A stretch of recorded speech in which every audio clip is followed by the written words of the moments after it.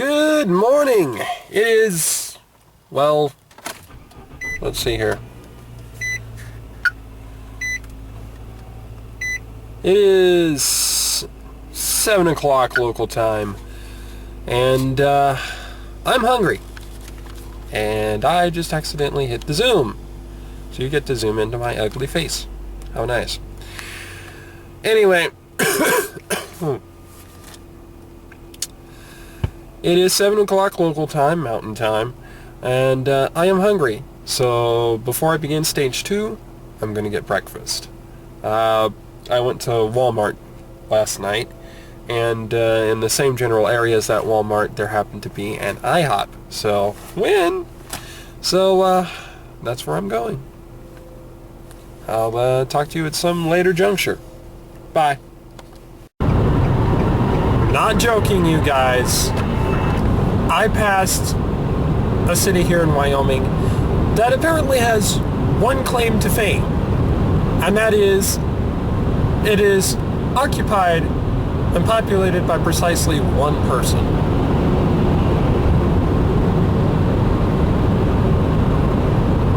What?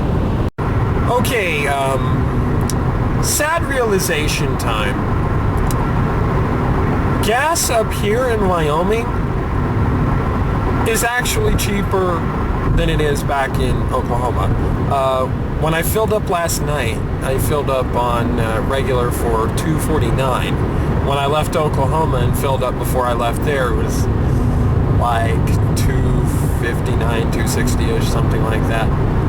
And I just passed a sign for a station that said like, not $2.59, $3. What am I talking about? Yeah, $3.49 last night. Back in Clinton, it's like $3.59, $3.60, something like that for regular unleaded. And then I just passed a sign that said $3.51. Gas here in Wyoming is cheaper than it is in Oklahoma. And Oklahoma's an oil state. How in the blue hell does that work, huh? I can't see the mountains very well. You know why?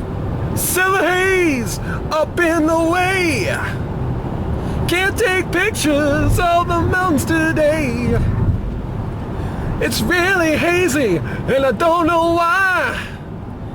Excuse me while I stop and cry. I made that up while I was driving. Improvisational skills, yay! Came across this section of I-80. Yeah, I-80. That's supposed to be a high wind area. One of the signs that mentioned this had a windsock attached to it. Said windsock was barely flapping at all. Yeah, don't think there's any high winds on the high plains today. Well,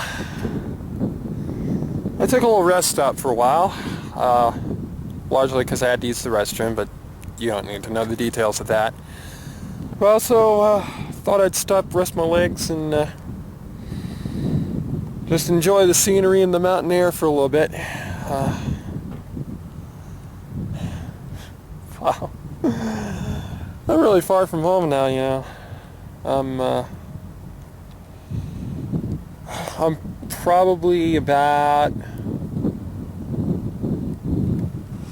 little more than a third of the way. So, really, to me, this is a point of no return. From this point on, as far as I'm concerned, can't go back. You know, technically, you know, I could do it, consider, you know, the halfway point, my point of no return, but, well, that I can't really accurately calculate where that would be.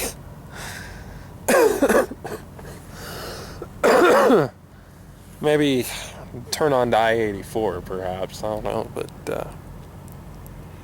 yeah, this is the point of no return. This All this out here.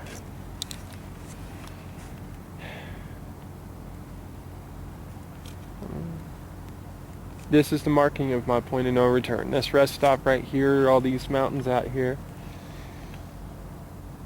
So, yeah.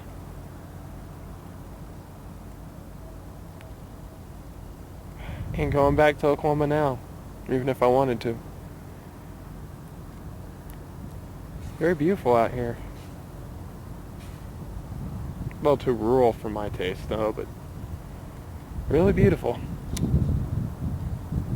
Okay, enough talking. Back to the road! On a more comedic note, I've decided something.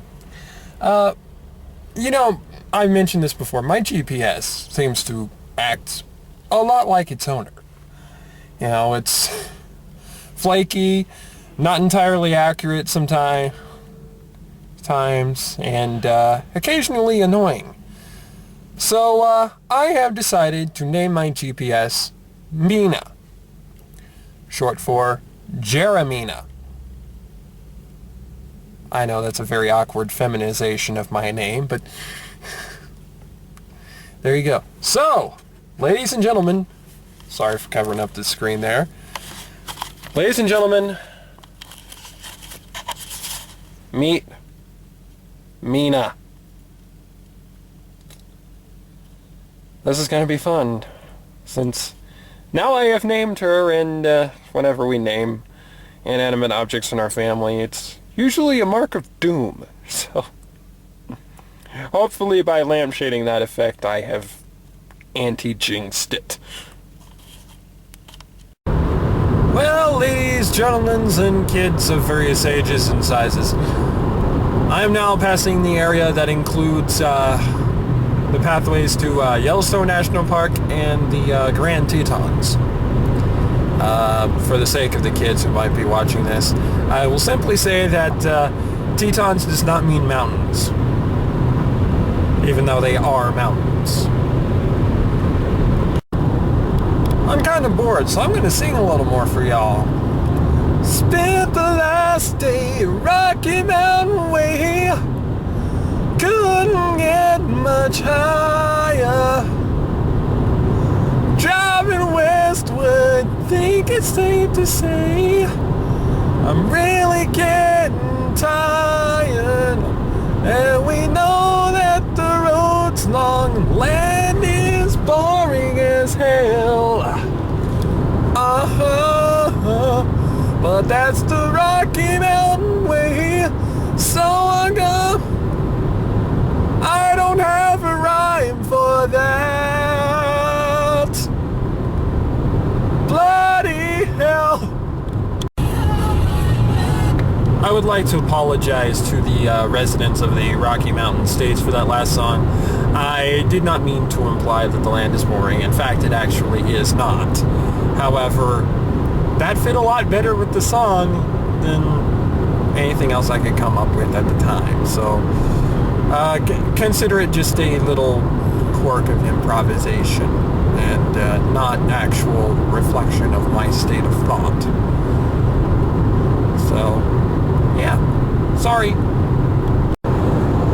Well, now I'm about to pass by Rock Springs, Wyoming. Plenty of rock. You can see lots of rock. But I'm not entirely certain where the Springs part comes in. Maybe motels, you know, bed springs? God, that was horrible. I really am bored. I'm coming up with horrible jokes. You see, this is what I get for saying that Wyoming was boring. I get the most awesome vista ever. To elaborate a little bit from what I said earlier, I say that the landscape was boring, and this is what they give me. No, not the signs. This is what Wyoming gives me. That ridge behind. Let me move over behind these trees here and see a little bit more of it. Yeah, I say the scenery is boring, and then Wyoming gives me something I'll never be able to forget. Okay, I get it. Okay, I've kind of forgotten to do this, but I'm going to take a minute and share with you some of the things that have made this whole budget trip a little more possible. First thing, pack you some snacks and something to drink. As you can see, I've got a box of little single-serving snack packs. I've been nibbling on those whenever I'm hungry and don't really feel like going out and actually getting something to eat. I got this box for like $4.59 or something, and there's 12 bags in there, so it'll extend out quite a bit. As for the cooler, I've actually got bottles of water in there with some cool packs on them so that I don't have to stop to get something to drink. And that actually minimizes my stops to just the usual, 2-hour stretching your legs, or having to get gas, or having to go to the bathroom, or stopping for the night, of course. So, not only will that limit your amount of stops, but it'll also save you money, because you won't be spending as much money at gas stations getting candy and drinks and whatnot. The second thing to remember is that when you do go out to eat, what you'll want to do is, if the place has a value menu, look at the value menu, see what they have on there, do kind of mental calculations in your head. If like, say, pick a burger, a fries, and a drink off of the value menu. If those things added up end up being less than their cheapest combo, absolutely go for that. And if there ends up being a combo made out of that, like I found out when I did that at Wendy's, that makes it even cheaper than it would have been a la carte. Even better. It won't be a whole lot of food, maybe, but again, if you need the snack, if you've got the snacks, you're not going to be needing to eat a lot of food at meals, and also it saves you a lot of money, which will be really handy when it comes time to book a hotel room, because you then have flexibility of options. See?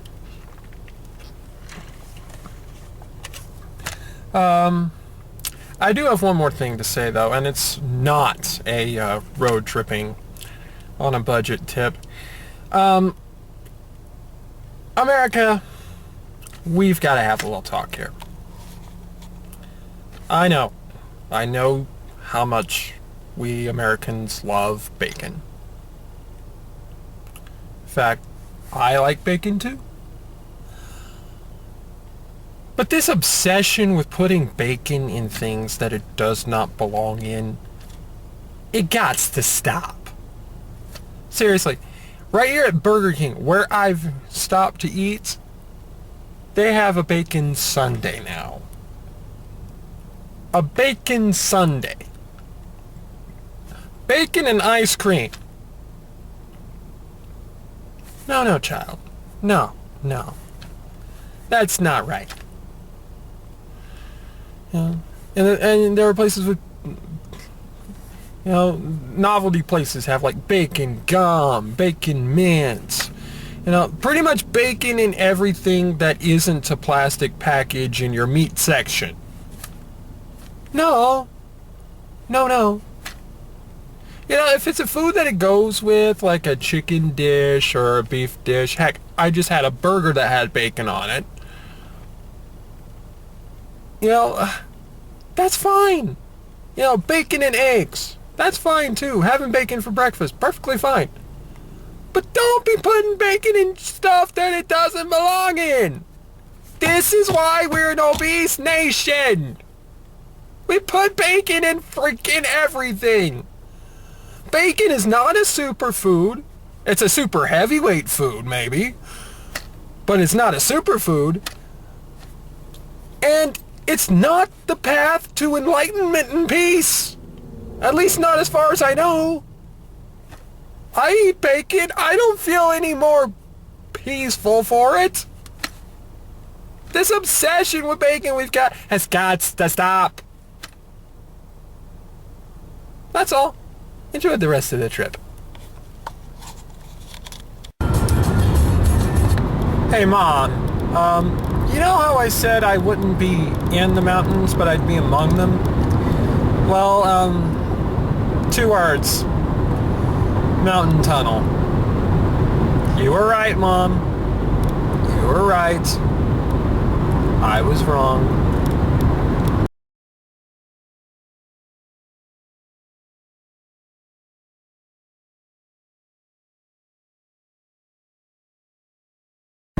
So apparently here in Utah, there is a town named, wait for it, Echo. And I just passed it. This is annoying. That's what you're saying right now. To the right at 0.5 miles, exit 168 I-84 West Ogden. Thank you, Mina. I needed that. I just realized that by naming my GPS and arguing with it the way that I have opened myself up to a cargo ship. That is, I have opened myself up for enterprising people to try and figure out how to make a conjectured, fictional, of course, romantic relationship work between me and my GPS. Or at least I would if I had any fans. Or at least if I had any fans that knew what shipping was. Okay, this I have to share with y'all because this kinda ticked me off a little bit. Wrong button. I had to go to the bathroom, so I requisitioned a gas station, nearby gas station, within 2 miles from my GPS. It then proceeds to have me go to the next exit, turn around, come back 2 miles on I-84 in the opposite direction of what I had been going, and then directs me to a gas station that's about 2 miles into a town, including an uphill road, an uphill curved road. Needless to say, I didn't go there. I went to one that was a little bit closer, but still up that curved road. You see why I say Mina is flaky and not entirely accurate? So anyway, after that little detour, it's time to get back on the road to Boise. Postscript to the little story I told you a little while ago. Guess what the very next exit down the road has? A gas station. On the current road, I-84 West. I know, Mina. Yeah. The very next exit, it's got a gas station. I didn't have to go all that way. I could have just kept going down I-84 and gotten to a gas station in relatively short order. Mina, you're a silly girl. I just saw billboards advertising something called the Museum of Clean. Now, I swear to you, it really exists. Look it up. I have no idea what this museum could possibly be about. But the fact that it exists freaks me the frick out. Don't make freaking museum for damn near anything. A museum for cleanliness? Is that spiritual cleanliness? Actual physical cleanliness? I'm gonna have to look this up the instant I have Wi-Fi.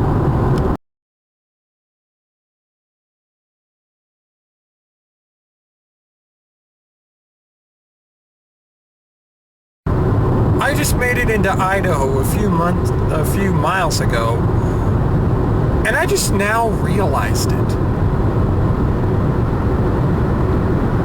I must have been really focused on my driving to miss that.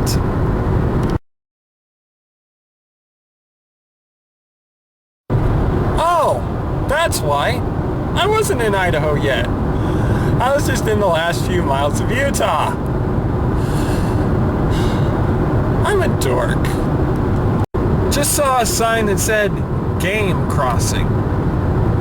So I'm driving on the road from Frogger then?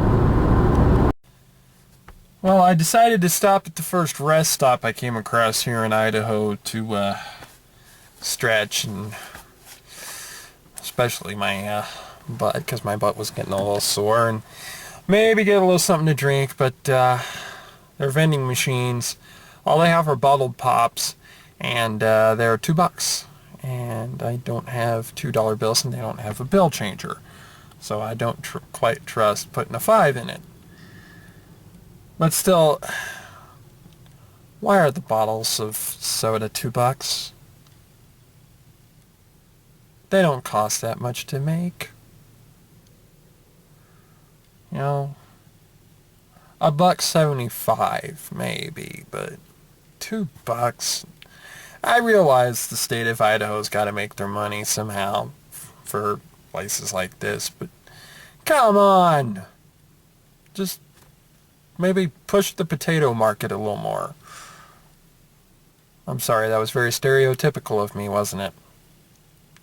My apologies to my friends from Idaho. Well, just had dinner today. Couple of big pieces of pizza from the Flying J over here. Also, to drink, I did something I haven't gotten to do in a while, and it's kind of interesting. You might want to try it sometime. What I did was, at places where they have Sobe Energy, they usually also have Mountain Dew. So I mix them together at about a half and half ratio. The Mountain Dew cuts the Sobe Energy, and both are high caffeine, so it kind of gives you a little bit of a boost. But this time I put a little twist on it. I added a little cherry syrup into it, so it's a cherry Sobe Dew. Sobe, Sobe Dew. Dooby dooby, Sobe dooby doo. Sorry, I couldn't resist. Anyway, now that I've eaten, we're on the final run toward Boise, and I'm going to try and make it all in one shot, bladder permitting. So, let's go. Boise, Idaho, home of a university I wish had joined the Big 12 instead of all the way over in the Big East. But I'm looking for a hotel now. Gas here is freaking expensive. I know it's a college town, but $3.85 a gallon. That's gonna be a budget buster.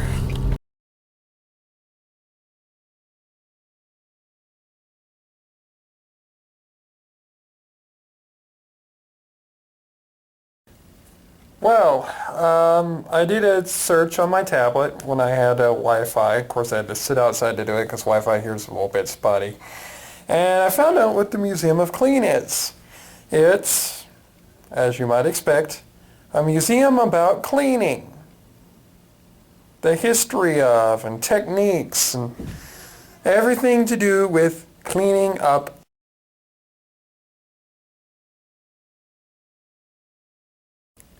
Actually, I take it back. I do need to say something else. It's the end of day 2. I'm here in Boise, and I'm tired, so I'm going to shut down. Tomorrow I start the run to Salem. It'll be a lot shorter than my last two driving runs, that's for sure. Less than 500 miles. So I will see you sometime tomorrow morning. Good night.